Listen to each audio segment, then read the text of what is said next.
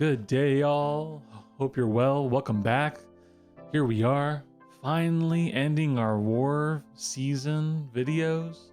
This being the second to last. Let's get into it. And as you can see, we're not wasting any time here. Jumping right into the first fight. We got a Valk versus Zemo. Baba Yaga playing the Vietnam team. War 8. Yeah, it wasn't too bad. You know, we've been struggling. A lot of losses trying to get that turned around.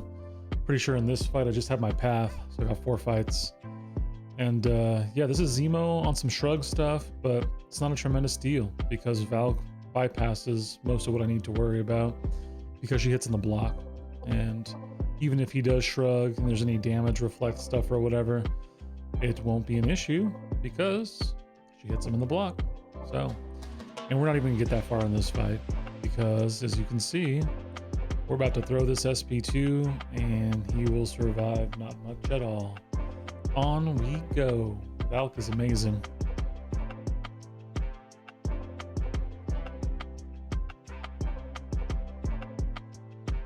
Moving on to a Hulkling.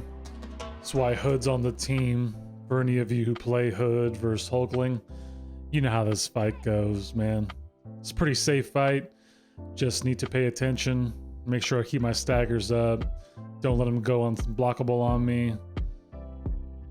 Get the misses in, and away we go. We don't even care that much about the SP1 because once we put the Fate Seal on them, it won't matter.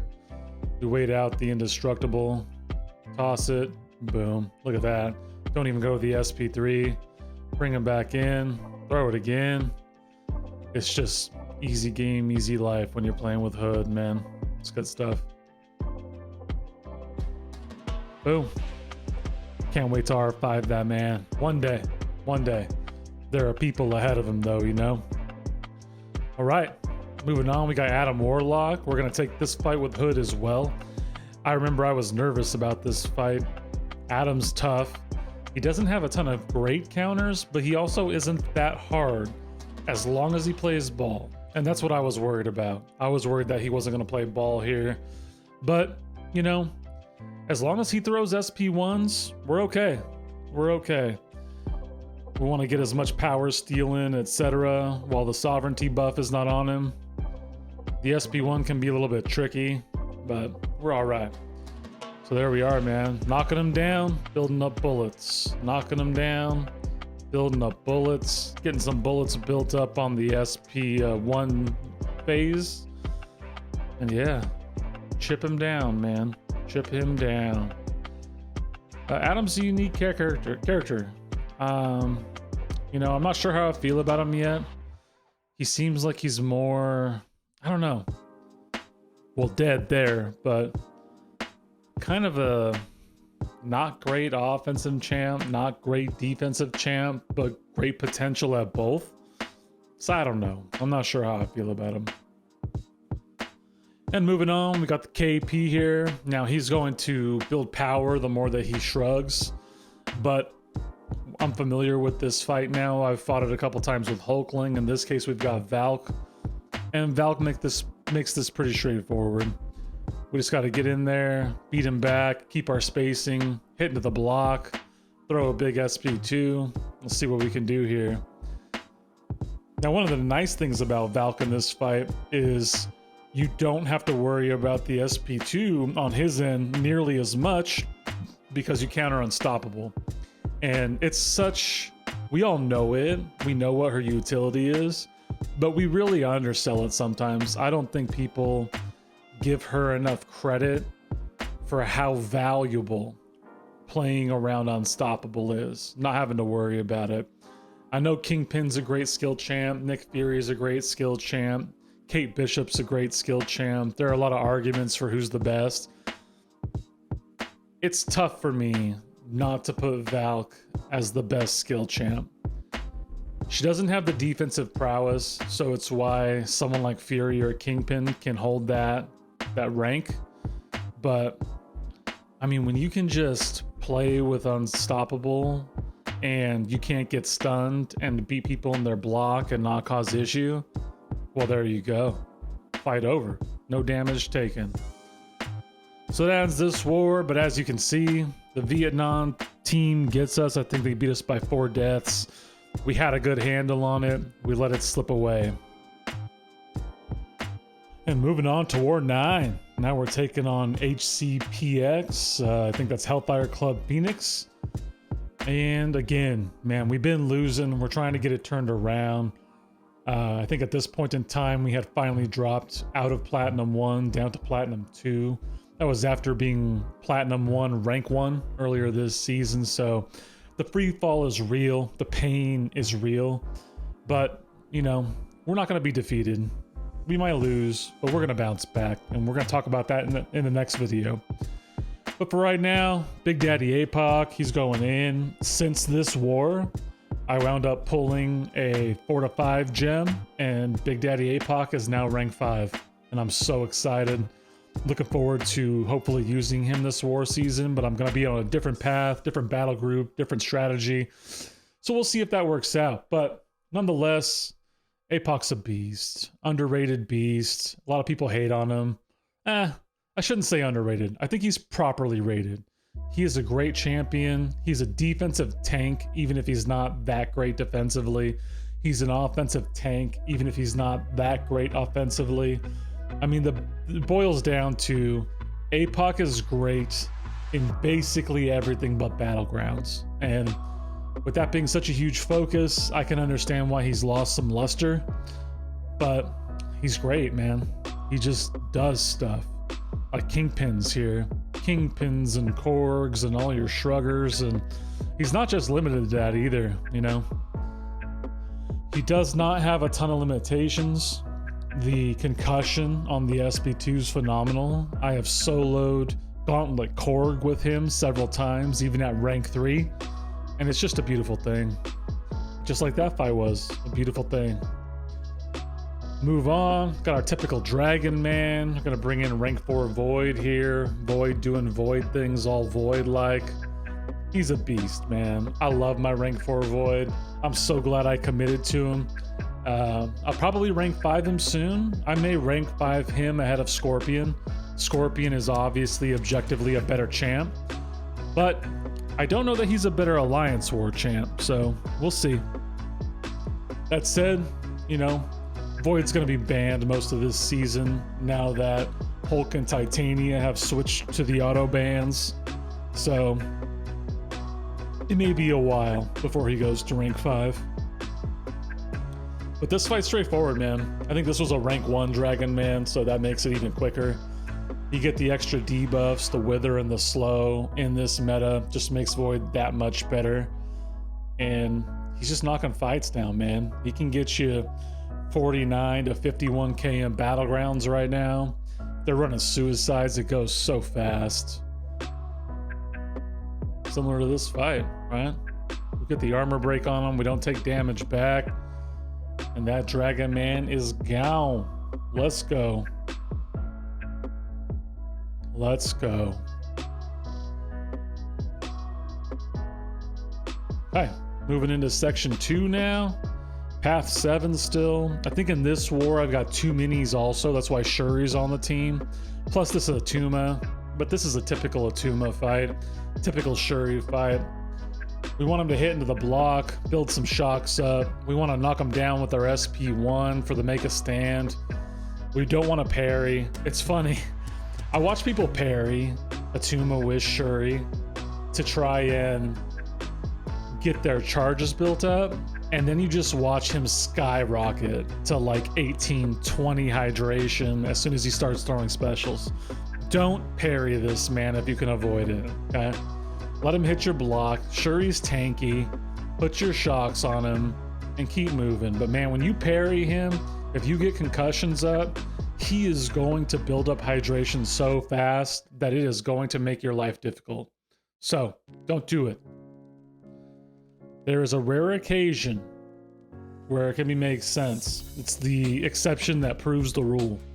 Generally speaking, do not parry this man. You can see, man, this is Shuri.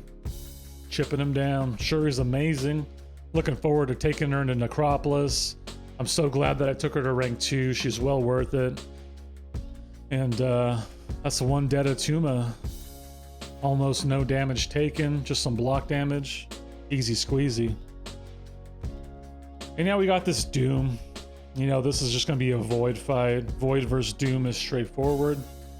Not a ton to worry about. He's not going to shrug, so we don't need to worry about him getting crazy power gain. He's obviously a Mystic, so we need to worry about MD, but you know, Void's Void. And so we just need to be patient and chip this fight down. It's not a big deal. We will be putting those debuffs up so we get some extra damage there. The slow is nice. Prevents Doom from triggering his aura in the SP1. There you see a nice meeting invite. You know, you gotta love the technology these days, right? I love putting stuff on airplane mode and just getting notifications. I'm pretty sure I get a text in this one too. I don't know what the point of airplane mode is. I feel about that tech like I feel about this game, which is like sometimes it works and sometimes it doesn't. I have been having so many issues with unexpected dashes, either out or in of combos, not finishing heavies, not finishing combos. The game's in a rough spot. Hitbox wise, reaction time wise, you know, I can literally make contact with my heavy and then have, you know, the other person throw a special. So it makes it tough to play. It makes it tough to be able to trust what's going to go on when. And it's just not a good way to play the game, man. I'm not going to quit the game over it or whatever, but it is something that should be resolved because it kills the player experience. Oh yeah, there's this text. It does kill the experience, man, because, you know, I was in incursions last night trying to finish off a boss and he's in root and I'm just like, can I go in? Can I not go in? If I throw this attack, is he just going to counter and throw a special out of it? It's too much, right? Get it squared away, kabam. So here we go. Come to the minis. We've got a Danny here on the prowess build-up, power snack. Shuri doesn't gain her own buffs, so we don't need to worry about that too much. We just need to be cautious playing around her illusion charges and make sure that she doesn't make us pay for heading into a block we don't want to. After this, we've got a Domino on one eye open. So we're putting on the invul. We're being safe again. I'm sick of losing, man. I hate losing so much. So I've been doing what I can in this season to win. At the very least, not to lose. And again, something we'll talk about in the next video. Next video I think is going to be a little long. I want to get it done tonight, tomorrow, because I need to get this off my plate to shift gears into war planning, which is what we'll talk about. There you go. Some Shuri stuff right there. Can't be parried because her attacks are non-contact. At least not by Danny, right? There are some champs that could parry her. And that's why we indestructible, by the way, in case we do stupid stuff and take hits like that. All right. The boosts aren't because we need them. The boosts are just in case. Right? And that's how war should be played. Just in case. I see my shocks fall off, but it doesn't really matter. This fight's almost done. We get the passive shocks back up. We get our crits back up. We're going to heal from the power sting. Let her throw her specials and tick away. And done. Shuri is amazing. All right, one more video. Let's see if we can one-shot this audio. This is not typically how I do this, but as you've probably picked up, these videos are exhausting. I'm basically finishing this out because I said I would. And there's a contest going on that has some words that people need to collect and arrange in the right order. And then someone will make some cash, all right? Hopefully it will, you know, make them go look through the source material a little bit more. That's the goal here. There's a reason it's $77.70. And last fight of the war, Domino. So we parry to build our charges, but we can't hit her because she's got one eye open. So any damage we do, she's going to do back to us. So now parry stun is done because shocks are ticking. And what we're going to do is we are going to use our SP1 for the knockdown for the make a stand, right? Just like we do on the other node with Atuma, we just want to get into a nice knockdown rhythm and chip her down. And you're gonna see this fight honestly doesn't go that bad. Again, Shuri and her utility saves getting parried. Shuri is an underrated, undervalued champion in this game. There are definitely people who understand how valuable she is and how good she is, but there are many who don't, or if they do know she's good, they don't know why. But that non-contact attack and not getting parried unless it's by a specific champ, and the shock damage that you see just ticking down, it's just something else, man. Shuri's a beast.